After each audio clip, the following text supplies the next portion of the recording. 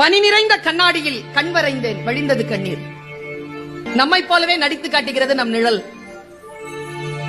அந்த மயானத்திற்கு உயிர் தந்தது ஒரு பிணம்.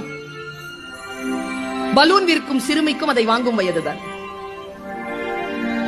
எந்த கிளி ஏமாற்றி சென்றதோ தாடியுடன் இருக்கிறது ஆலமரம். வாயை கிழித்த பின்னும் தொடர்ந்து பேசுகிறது கடிதம். லாரி நிறைய மரம், இரையுடன் கூட்டை தேடும் தாய்க்குருவி. காற்றுக்கு சலிப்பதே இல்லை, ஒரே புத்தகத்தை 1000 முறை புரட்டுகிறது. இலையின் நடனம், அதே காற்று, இலையின் மரணம். சரிந்த மேம்பாலம், இழிபாடுகளுக்கு இடையில் சிக்கியது ஊழல். மணல் விற்கும் திருடனுக்கும் தேவைப்படுகிறது அவன் அஸ்தியை கரைக்க ஒரு ஆறு.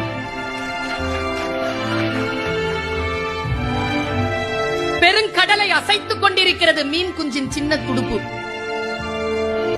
காக்கை கூட்டில் காத்திருக்கும் இசை, குயில் முட்டை. ஊதாங்குழல் இசைக்கிறாள் அம்மா, நடனமாடுகிறது நெருப்பு. வறுமையால் படிப்பை பாதியோடு நிறுத்திவிட்டனர் எதிர்விட்டு லட்சுமியும் சரஸ்வதியும். குபேர மூலையின் சுவர் முழுக்க கடன் கணக்கு. யானைக்கு இனித்தது போலவே எறும்புக்கும் இனிக்கின்றன கரும்புகள். குழியில் விழுந்த யானை ஏறி செல்லும் எறும்பை வியப்புடன் பார்க்கிறது. படத்தில் இருந்தாலும் ஆணி அடித்தே மாட்டப்படுகிறார் சிலுவையில் இயேசு. விழுந்த பிறகும் பறந்து பார்க்கிறது பறவையின் இறகு. புகைப்படக்காரரை அசையாமல் நிற்க வைத்தது மலையருவி.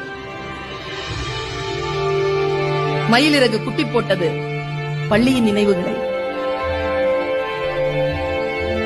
ரயில் மோதி பிளிரும் யானையிடம் அழிக்கப்பட்ட காட்டின் குரல். உடைந்த பானை, மிச்சம் இருக்கிறது கொஞ்சம் தண்ணீர்.